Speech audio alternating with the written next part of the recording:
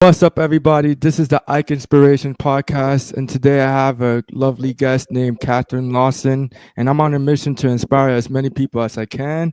And I'm grateful to have her on. She's a dream expert, and she has a lot of knowledge and wisdom on the art of raising consciousness and being in tune with herself. So I'm glad I have her on. Would love to learn more from Katherine. So, Katherine, can you please do us a favor of introducing yourself to the audience and explaining what you do um, and why it's so important to you? Sure. My name is Dr. Katherine Lawson, and what I'm doing right now is actually I'm creating a school. Okay. Well, I've been running a school for 2 years. I'm expanding the school, Okay. and the school that I run basically teaches healthcare professionals and therapists and anyone in general who wants to learn more about how to interact with and heal with psychedelic medicines. Mm. But the thing is that my path into it was through dreamwork, as you mentioned. Yeah. I've been studying, pardon me, I have to drink some water, sorry. No, it's okay. I'll drink water with you. All right. I've been studying the parallels between dreaming and psychedelics and mysticism for about 20 years, Mm. through my master's degree and through my doctorate.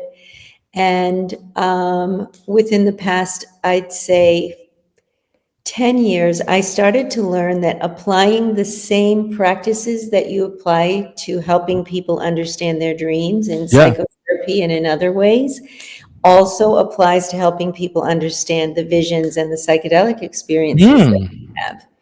And so the school started out by me teaching people my method of applying dream work towards psychedelic experiences or plant medicine experiences.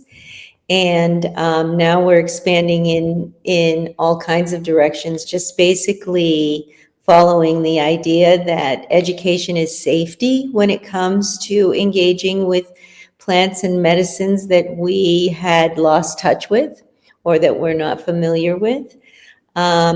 Also training organizations and healthcare practices, because somewhere along the line in medical training, we stopped talking to people about these kinds of natural medicines. Yeah. And now that people are getting more, it's coming back into the common consciousness. People Yeah. are realizing that there were gaps in their education. Yeah. So we're trying to destigmatize the use of these medicines by way of education. And so it's a pretty big problem. It's a pretty big project, the school. So that's what I'm doing with myself, really, most of my time at Okay. this point. Mhm. Awesome. So I'm a pharmacist, and when you speak about not these medicines not being taught in school, like, yeah, I didn't learn this at all, like, like not once, and I've been in school for 6 years in college. So that goes to your point. And um you've talked about all these different methods of getting in tune with yourself. I've dreamed a lot, and I've learned from that. I've also done psychedelics, and I've learned a lot from that. And I've also done psychotherapy, and I learned a lot about that, about myself. And I see, like, there's all these creative modalities for introspection. Do you have a favorite, and what do you feel like is the most impactful one for you personally or in general? you know Mhm. Well, I would say, like you, I've done all three. yeah. Um, I also was trained as a counseling psychotherapist, in-depth psychotherapy, so I was doing that as my career for a long time.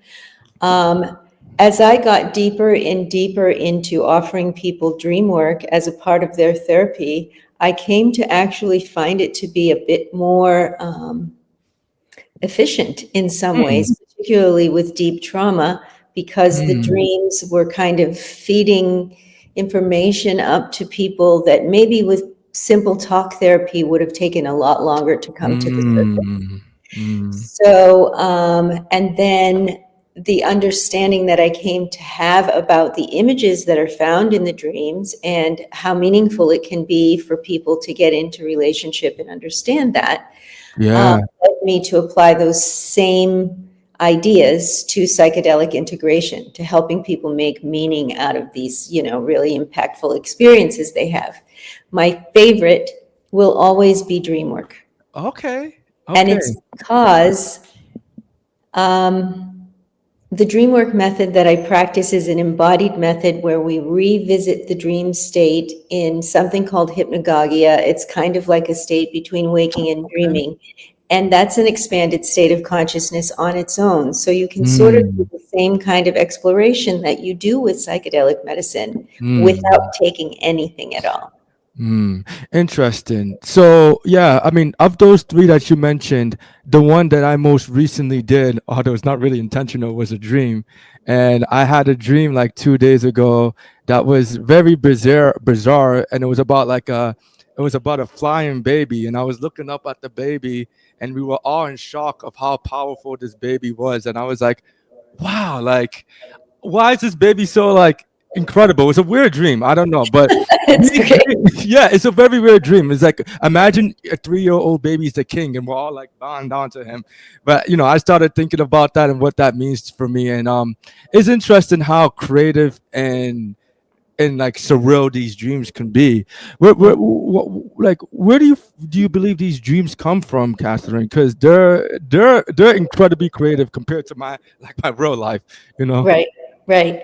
Well, I believe that the images that we experience in our dreams come from a place that's not really a place, comes from a field called the collective unconscious. And the collective Mm, unconscious is this field that holds all the imagery of mankind from time immemorial. So all of the images from fairy tales and myths and religion are held in this field that connects us all, actually. And mm, so when we dream every night, the images that are held in this field that's deep in our subconscious come up to be recognized by us, but they are not, we've lost track of the language of the collective unconscious of these images. And mm, the images are not necessarily meant to be taken literally, but they mm. actually are the way that the collective communicates with us, and the meaning held in the images is much more based on what meaning that image holds for us personally than For what sure. our habitual consciousness might want to say. So, for example, with the baby dream, Yeah.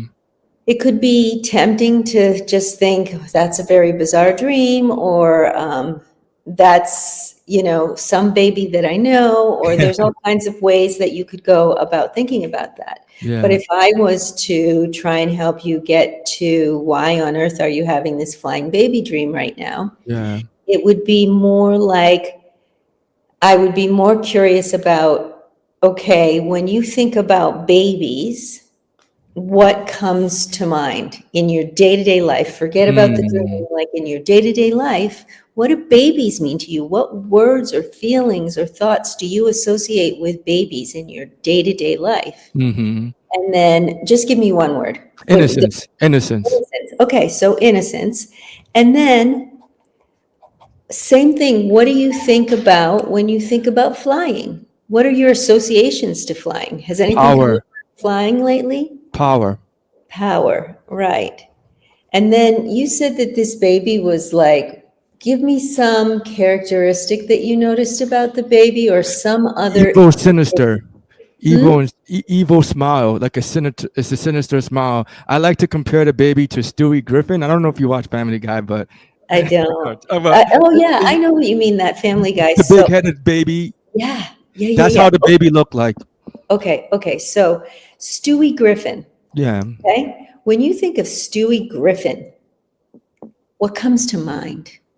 Evil and sinister and powerful. Yeah. Okay. So then if somebody was telling me about having a dream like this, once I Yeah. got their associations to some of the images that were coming up, their personal associations, dream images come up based on very personal Mm. meaning that they have for whoever's having the dream. So we can't really put blanket meanings across dreams or even Mm. because they come for the person who's experiencing the dream. Mm. So I would say that if this was my dream, Mm.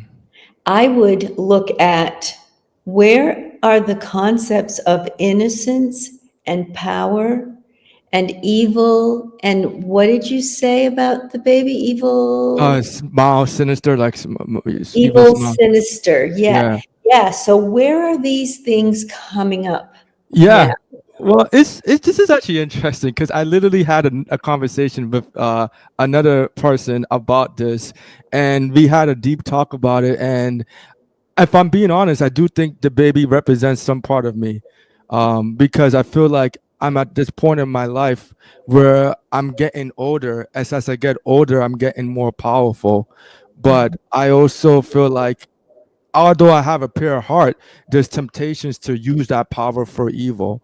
mhm, And I feel like I feel like the dream is part of a warning to be like, even though you're getting more powerful, don't be like the evil baby who's like trying to be mhm. sinister or whatnot. That's what I felt. But Right? yeah, Yeah, yeah, exactly. Or you can just think about it in terms of, yeah, this is what's the collective and my deep subconscious is asking yes, me to attend to right now. yes, And it's yes, not necessarily about babies, right? yes, yeah, So that's the thing where it's not literal, these dreams are not literal. And then in the practice that I teach and that I used as when I was practicing psychotherapy and I use now to help people integrate psychedelic experiences, in addition to doing that kind of work with dream imagery, we take them into that state I was describing, mm, hypnagogia, and we allow them to actually re-enter the dream and become embodied by or kind of physically possessed by the images so that the images actually have an opportunity to speak for themselves. And it can be wow. very, very powerful. Wow, that sounds really interesting. Yeah, Mhm, when I hear about dreams and as we speak, it always comes to me like I personally believe dreams are like the language of the soul, and it's mhm. personally like your soul trying to speak to you, and it's interesting how like it feels like dreams come to you at the perfect time when you're specifically struggling with something, whether Right. it could be like with ex relationship, because I've had dreams of my ex in the past, and I think it was my soul trying to tell me how I internally feel about her now, or that baby dream and my relationship with power and money and how I utilize it. It's very interesting how dreams come to you at certain moments, yeah. It really is. And I agree with you wholeheartedly that dreams are messages from the soul. I consider the deep psyche to be a very soulful place. Yeah. And I also have experienced that dreams sort of present themselves to people when they're ready to Yes. incorporate whatever it is that Yes. they hold into their waking lives. Yes. And if you're not ready, you probably won't remember the dream or really Yes. be able to work the dream. Yes. Repetitive dreams and nightmares are dreams that are really pointing at things that you want to attend to in your Yes. waking life. And as you're speaking, the first thing that came up to me is, so I live in Atlanta, but I moved from Philadelphia to Atlanta, and when people ask me, hey, why do you move to Atlanta?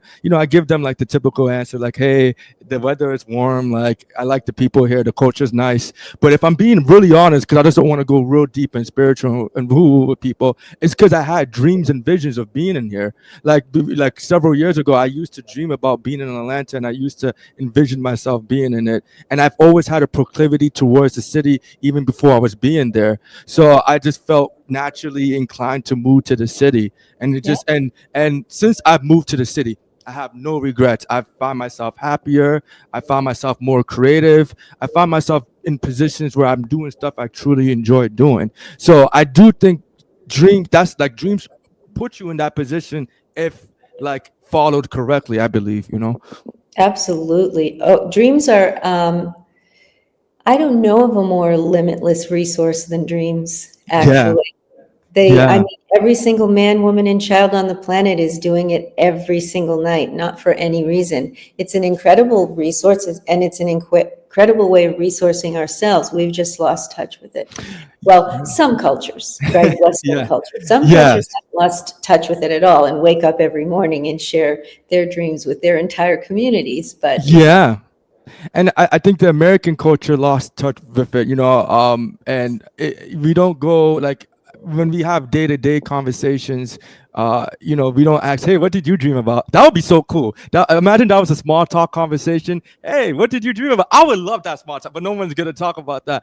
But why do you think dreams aren't talked about so much, and knowing what they can do for you and following that internal wisdom? Why do you think people don't pay attention to dreams as much or follow it? well, I'll answer that one by telling you about something that happened during COVID. Okay. During COVID, all of a sudden, everybody was remembering their dreams. There Mm. was this huge surge of people being curious about dreams and having even similar dreams. Why? Because we slowed down, because we didn't wake up with alarm clocks, Mm-hmm. because everything slowed down. Dreams, like everything else, thrive on attention. Right? Mm. And so if we're not building a relationship with the dream realms, with our dream life isn't really going to build a relationship with us either. Mm. Right? And so over, the last 500 or more, years or so, we stopped paying any attention. We relied on science and we've relied on religion, but in ancient history, we did rely on our dreams. Yeah. And so part of the reason that we don't is because we have neglected the relationship, would be the way I would describe it, Mm. right? Okay. Like every other relationship, it has to be nurtured.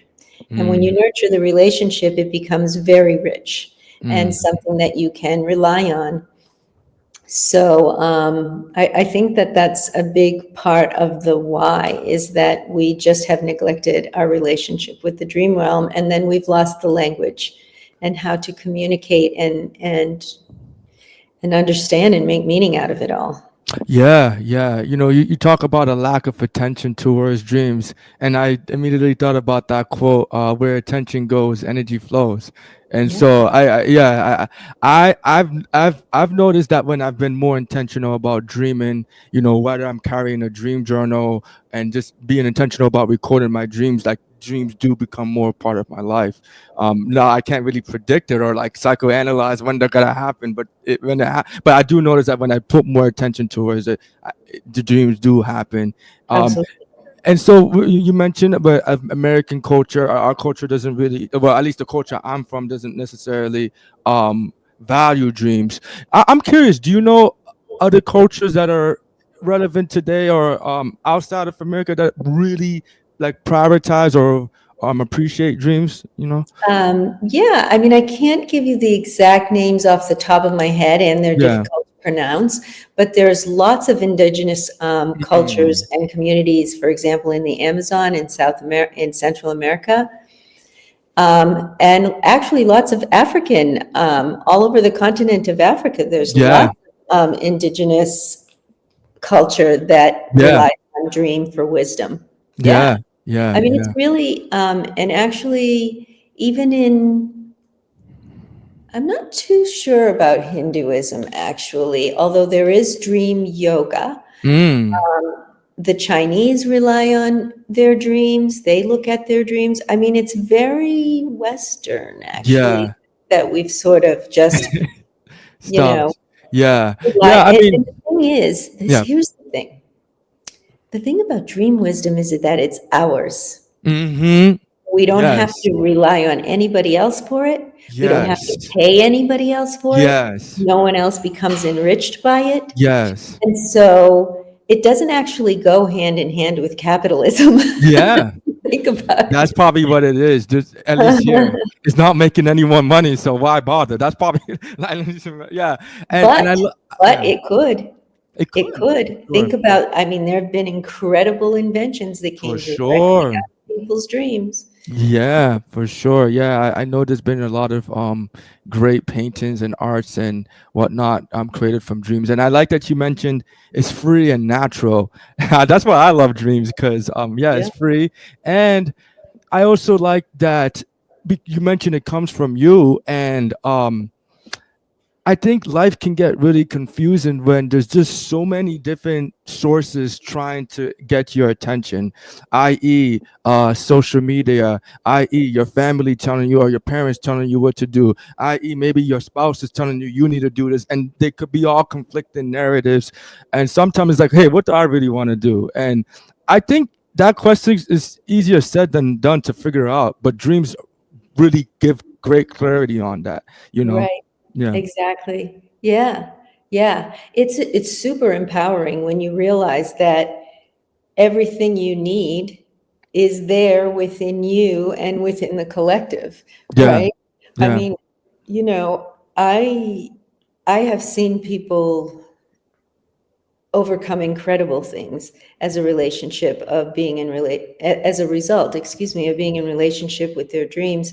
I survived a cancer diagnosis Wow. in a better way than I think I would have without it, as a result of working with my dream. Wow. How did that work? Can I please can you expand on And that? Yeah. launching my school came out of a dream. Wow. Yeah, yeah, yeah, yeah. I mean, it's like I said, it's the most underutilized, I agree. huge resource available to all of us. And for those of us who know, it's life changing. How did the dream like help you with your cancer? If, I'm just very curious about that. Yeah, Yeah. sure. I'll tell you a little bit about it. So I was going through a lot of radiation and chemotherapy. Of course, I was scared to death for my life. And my dream life was really active when I was going through all of this. And actually, the pioneer, the guy who came up with embodied imagination, the dreamwork practice that I'm now utilizing for psychedelic integration, I was in the process of getting a 3-year certification with him when I got my cancer diagnosis. So he was working with me the whole time I was going through Mm. treatment. So I'm scared to death. I'm stressed as can be. I have, trauma symptoms. I'm not doing very Mm. well. And I'm having all these dreams. When Mm. working the dreams in the embodied way that we work them, so you can share a body and a perspective and capacities that are held by these images in your dreams. I would, for example, dream of a swimmer. And while sharing a body with that swimmer would lend me the sense of endurance and that Mm. I could do it and that I could get there. And then I would anchor that in my body in a way that I could remember it. And then another image in my dream would offer me a sense of infinite hope. And I would anchor that in my body. And so then the next time I had to go get in that radiation machine, I was holding in my body all of these capacities and perspectives and thoughts and emotions that I had shared with my dream images. And it helped my mental state, it helped my emotional state, and it Mm. helped me to get through something incredibly traumatic whole. Yeah, there's an interesting correlation between the soul and literally your physical body. Like, it's weird because as a pharmacist, they don't talk about this when I was in pharmacy school. But I personally believe there's like some type of connection with a healthy soul, a healthy body. And I can't really explain this feeling. I don't know if you can relate, but after a lot of my dreams, especially if they're good, like angelic dreams, I literally feel better and refreshed. Like I don't know if you feel like that too after a good dream or whatnot, but I literally feel healed, and I can't explain it or whatnot. But it feels very healing, you Right, know. right. Well, I got my doctorate in mind body medicine. Oh, okay, so So, you're yeah, perfect. yeah, and with a focus on integrative mental health. And what that Yeah. means is that it's a very holistic way of viewing us. And what I saw actually during my cancer treatment is if your emotional state is Mm. is a wreck, right? If you're Yeah. completely traumatized and completely stressed out and completely anxious, your body is not going to heal in the same way that it would if you weren't going through all of that. And that's proven. I mean, there's plenty of Mm. research that supports that. And so, yeah, and it's the same with the soul. It's the same with the spirit and the emotional state. If those things are in alignment, it will support what the body is going through and Mm. support the body to heal. And if they're not, then a person heals slower. And this has actually been proven over and over again through Yeah. research. Wow, that's crazy. Like, yes, like is this fascinating, and how powerful like dream work and soul work can be for the mind. So, in addition to dreams, I know currently you're focusing a bit more on the psychedelic realm, and I'm also curious about that. And uh, what kind of stories do you have there, and what impact have you seen psychedelics have on yourself and others? Well, I mean, psychedelics can help. At this point, it's kind of amazing how much they're discovering that psychedelics can do, right? Yeah. when all this time we've been relying on, pharmaceuticals and other Yes. things. And, there's the research is coming and coming stronger and stronger, but, psilocybin is now, looking very, very positive as a treatment for depression, Mm. and anxiety. Mm. MDMA is an incredible treatment, and the research is there for PTSD and CPTSD. Ketamine is incredible for treatment-resistant depression, including suicidality.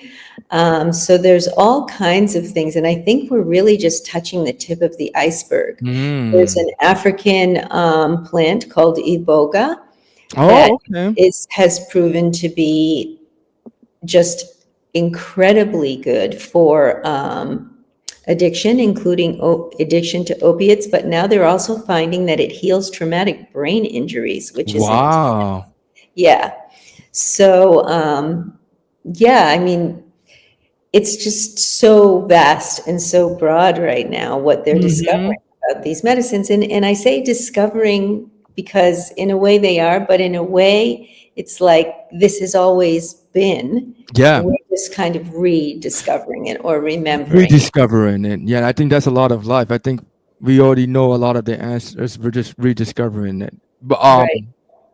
in the 1970s, I know there was like a psychedelic revolution, and psychedelics were becoming were a thing in the 60s and the 70s, but then it got banned, and now it seems like in this part of our time, like it's becoming more and more common and acceptable to talk about. Do you think we're on the verge of another psychedelic revolution?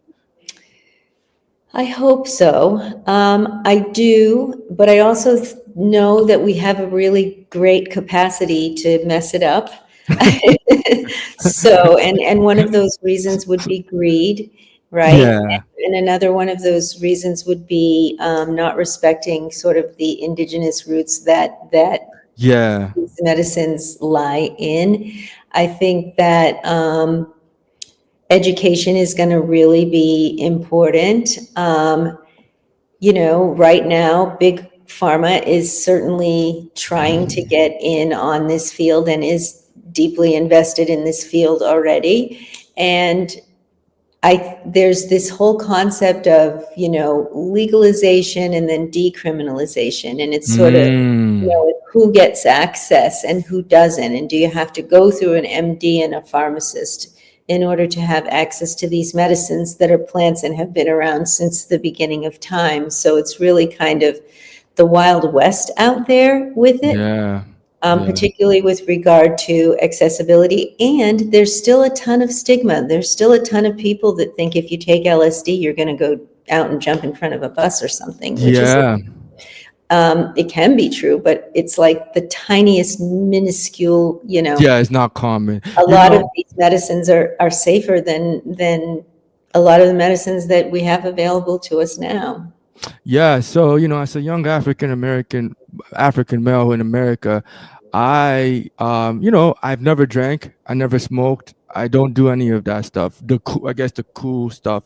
But I have done psychedelics, and when I tell especially black people that hey, I've done mushrooms, people are like, oh, isn't that the drug that like crazy people do? Or like, I ain't gonna do none of that. Like, people start to clown me, people start to like make jokes, and it's like I don't want nothing to do with that. And I'm like, no, no, it's not, I'm not, it's not for recreational purposes. Like this can Right, really help, right, but I don't think people make the correlation because of movies and shows exactly, and parties and oh, let's go do Xanax, bro, stuff like that.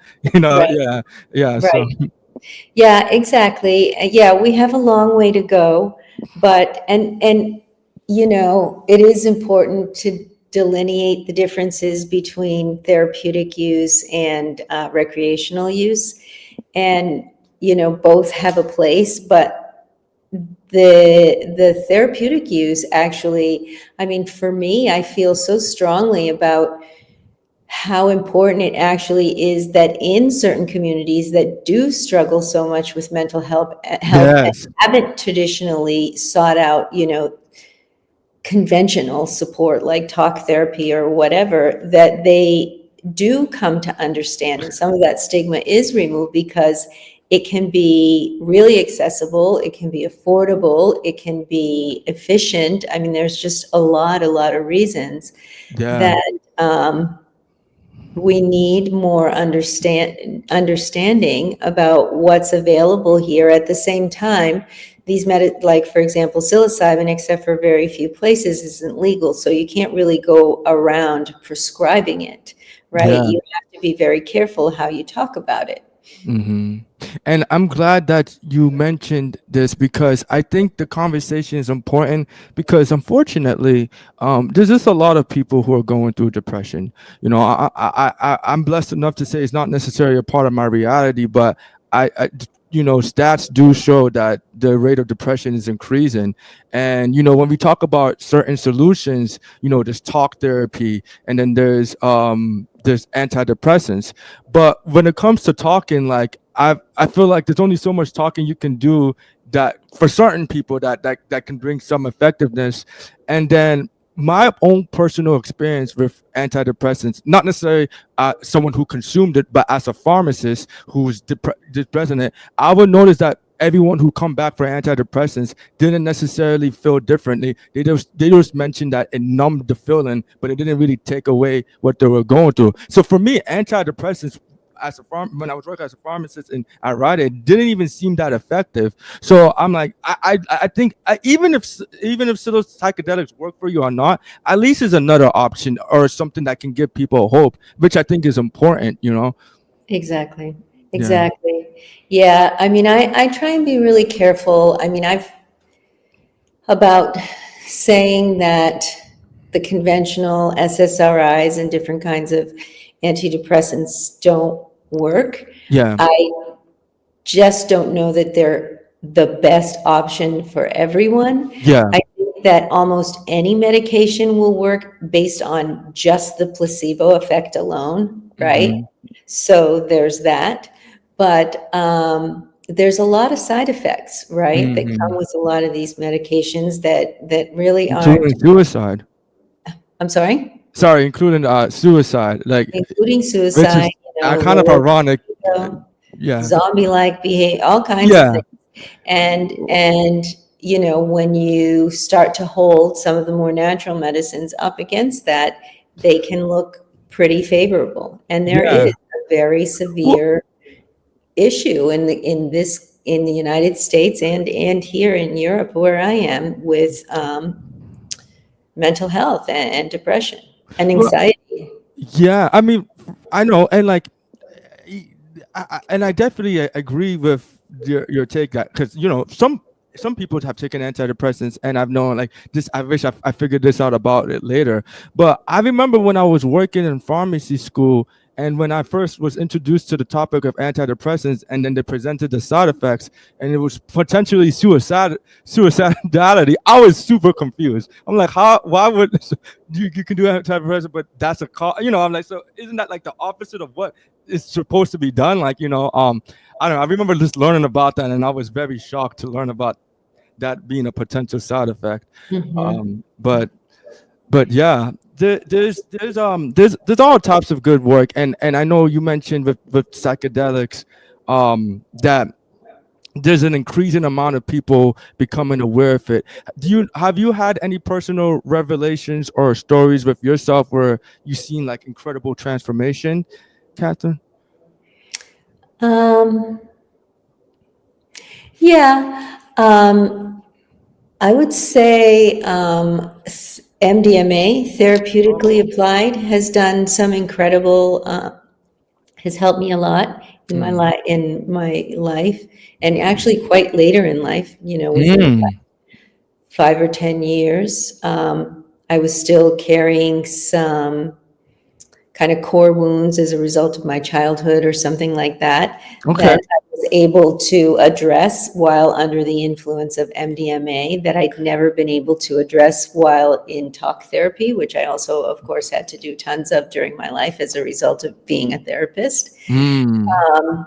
So I think that that, based on my own experience and based on the experience of a lot of my clients, for people who have, deep-rooted trauma like CPTSD, or even less so with PTSD, it can be really, really powerful working with MDMA, because while you're under the influence of that, you're not necessarily able to feel a lot of the shame and guilt and fear that keeps you from being able to sort of face the things that might have caused your trauma head on. Mm. Um, and then, actually not so much dealing with trauma or psychological issues. I had the opportunity to sit in a ceremonial setting with Iboga, which Oh, is okay. which is the medicine that I was describing, that's comes from Gabon, Africa. And that was deeply meaningful for me, because I was able to get in touch with my ancestors under the influence of that medicine. And I spent my entire life not knowing a single thing about my ancestry on the Black side of my family. I Oh, was raised by my white mom, and my dad died when I was really young. So I'd always been very curious, but no one to ask. yeah. And while under the influence of Iboga, while sitting with the spirit of Iboga, I met all my ancestors. And it was Wow. amazing. And I still feel their presence with me. Yeah, I've heard about Iboga, and one thing I heard about Iboga is that like that one is very intense, and I heard it was also very long too. Like I heard about that.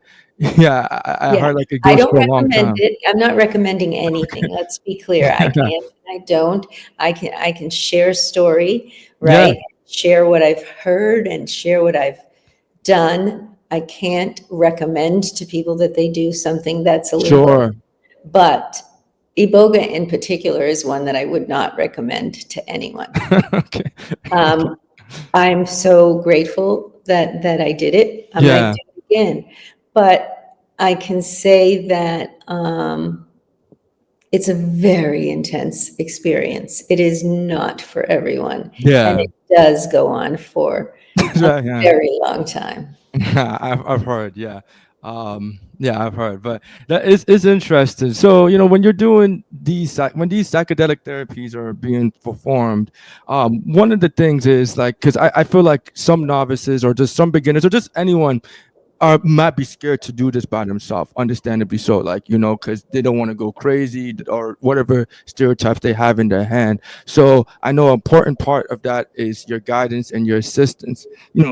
How does that work? Like, what is done by um guiders like you to help assist the process and make it more beneficial and lovely?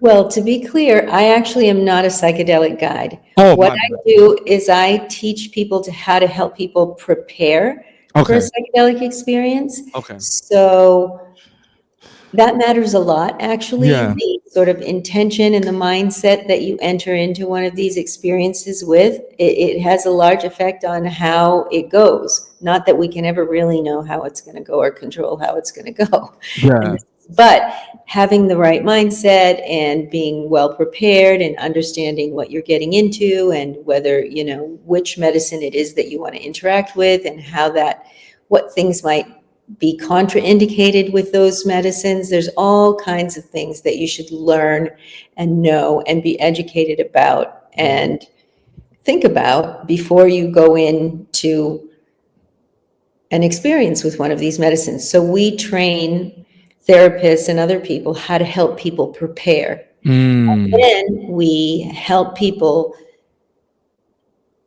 who've already had a psychedelic experience make sense of that experience that they've had using the dreamwork methods that I've described. So we Mm. train healthcare workers and wellness people and all, anyone who wants to learn how to help people prepare for a psychedelic experience and how to integrate an experience after it's happened. Mm. We do not train people Okay. to serve or sit with people who are taking these medicines. That's Oh, something that they have to do on their own.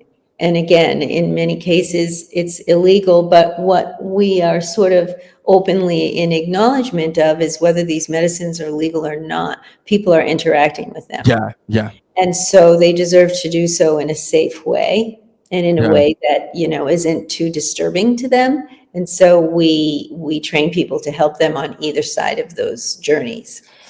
yeah, yeah. That is a very important nuance because I feel like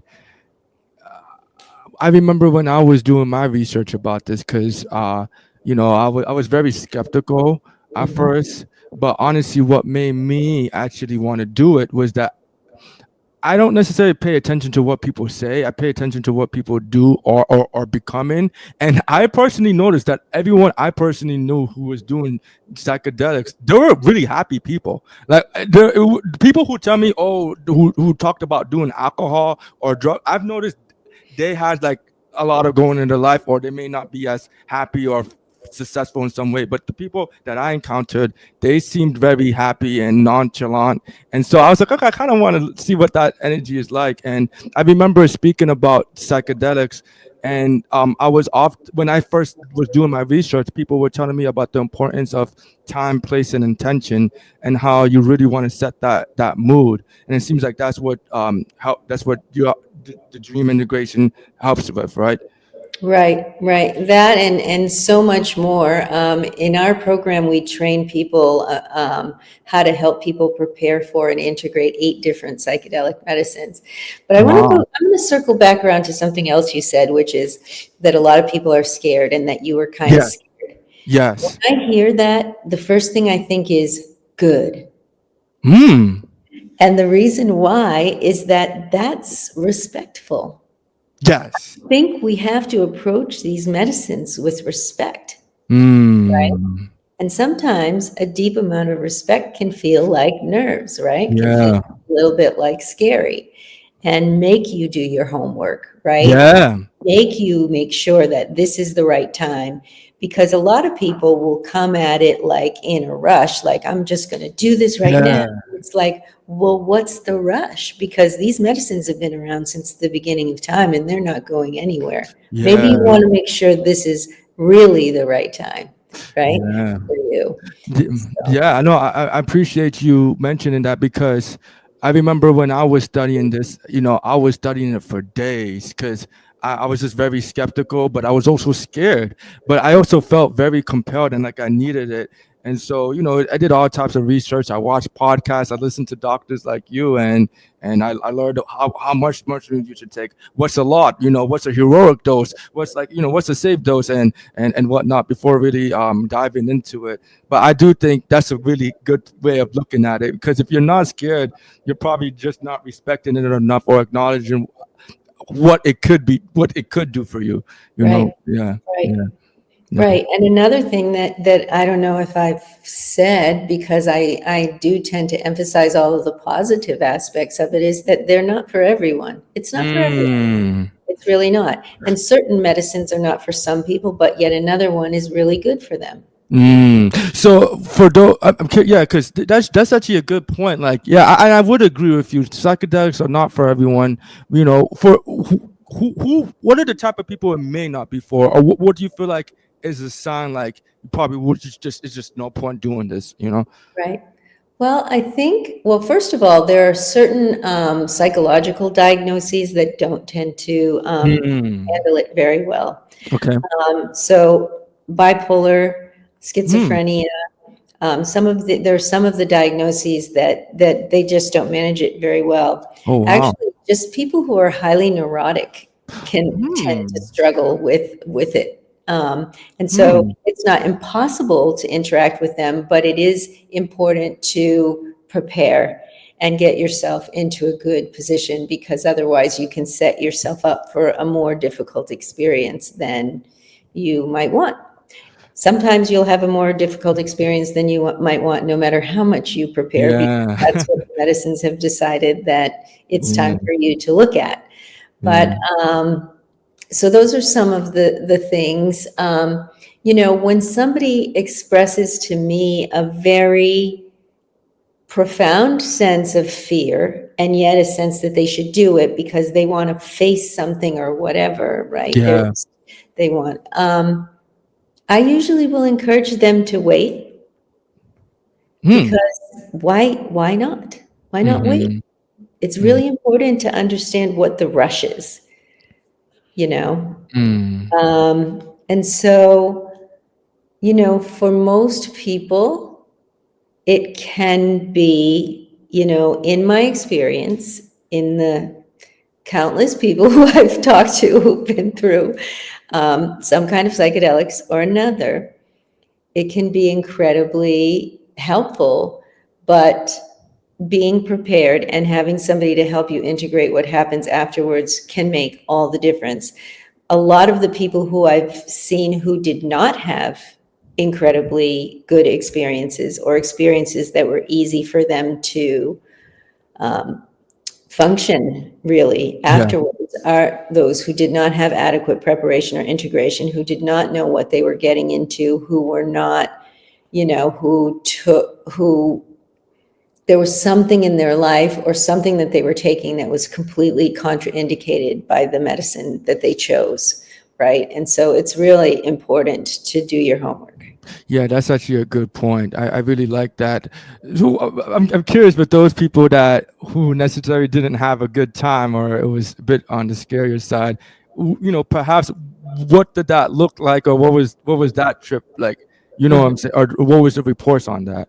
You know? Yeah, I mean, I kind of shy away from saying bad trip, Yeah, but trips can be really, really impactful and hold imagery that's kind of yeah, unpleasant, right? yeah, Bizarre all the way up to like terrifying. yeah, And truthfully, a lot of those experiences and visions, when adequately integrated, can hold the most beneficial yeah, information ever. But if there's nobody there to sort of support you while you're in it, if there's nobody there to help you make sense of it afterwards, then yeah. you're just destabilized, right? And Mm, that's no good for anybody. And yeah. so people will see demons, and people will Mm, see dragons, and people will see people who they've believed are evil, or they, all kinds of things. Just like it's like dreams, right? Anything can yeah, show up. yeah, yeah. It is like dreams. Yeah, Yeah, a yeah, lot. The yeah. parallels are more than you could possibly imagine. Yeah, yeah. That's why I'm glad we're talking about dreams and psychedelics, because I do think there's an integration. Because I mean, at the end of the day, is like it's just introspective work, looking within and really understanding where you can grow, what you can do to be better, and understanding some of your core wounds and traumas. Right. So yeah, it's interesting for I sure. think the images come from the same place. Mm, That soulful, collective, yeah, personal place. yeah, yeah. Collective yet personal place. Yeah. Yeah, yeah, yeah. I would agree with you, and I'm just curious. Do you feel like talk therapy can access the soul like that too, or yeah? What are your thoughts on that? No, it's a No. different way. Talk Yeah. therapy is um, really more about building a relationship of safety with Yeah. someone. So your therapist becomes a safe place for you to be seen and to bear witness and Yeah. to, explore the things that have hurt you, and the path towards, you know, getting over all of those things. But it's really, in my experience, quite different Yeah. than the way that dreaming and psychedelic vision sort of gives us access to I would things that agree. are down there, or down is, I don't need to use the word down, but things that are held there in the Yeah, soul, in the collective. It kind of just serves it up. I would agree. Whereas in talk therapy, it's sort of like, I mean, it can take 3 years, 5 years I to would get to agree with some of you. the stuff that a dream will just present Yeah. in a night, right? Or a psychedelic vision. Yeah, my experience also validates your statements too. I don't feel like talk therapy has been as effective as those other modalities. um but and also I think another reason why dreams and psychedelics are so effective is because I feel like when an idea comes from you or from yourself, you're a lot more um likelier to take it seriously versus if someone is giving you advice or like kind of telling you what to do, even if the intention is well meaning or logical or makes sense, it just doesn't hit you the same unless you actually experience it yourself. They Right, say experience is the best teacher, like, right. yeah. Yeah, my ideal is both. Mm, If you can be working with your dreams, or if you can be working with psychedelics, both of which are going to open up access to inner resources, soulful resources that you possess, and talking with somebody who creates a container of safety for you, that's the idea. Perfect. Great combination. That sounds like a great combination. One thing I'm also kind of curious about is, because we mentioned dreams and then psychedelics are great ways to enter that, like that inner self and really understand what's going on with you. Are there any other modalities that kind of give that type of energy or, There's tons. There's meditation, there's Oh, breath work, there's yoga. I mean, there's so many ways of yeah. that, but all of them require something that our culture and society makes a little bit difficult for us, which Yeah. is quieting down, Mhm. slowing down, turning within, and there's Mhm. nothing but distractions all around us. Yeah, yeah, that's Yeah. so true, man. Yeah, and meditate. I also meditate, and meditation is not the hot or sexy thing to do, and I think a lot of people also just confuse meditation because whenever I talk about it with my friends, a lot of them are like, I don't even know if I'm doing it right. It's like I don't think you're supposed. I think you're overthinking it, But it's hard to understand the beauty of doing nothing. And I feel Right. like if people can understand that beauty and stillness, I think a lot more people would enjoy it.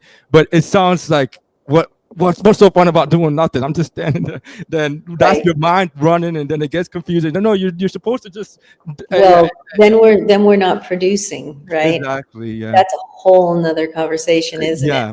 it? Yeah, but I mean, I've really enjoyed this conversation. And I'm so grateful for your time, Catherine. Before we do end this conversation and podcast, I'm curious to hear from you.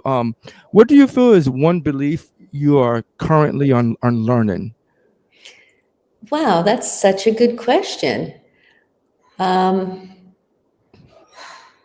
I am actually deeply in the process of unlearning a story about producing and about productivity and Okay. about what's lazy, and what's rest, Mm-hmm. and reclaiming the idea of how productive rest is.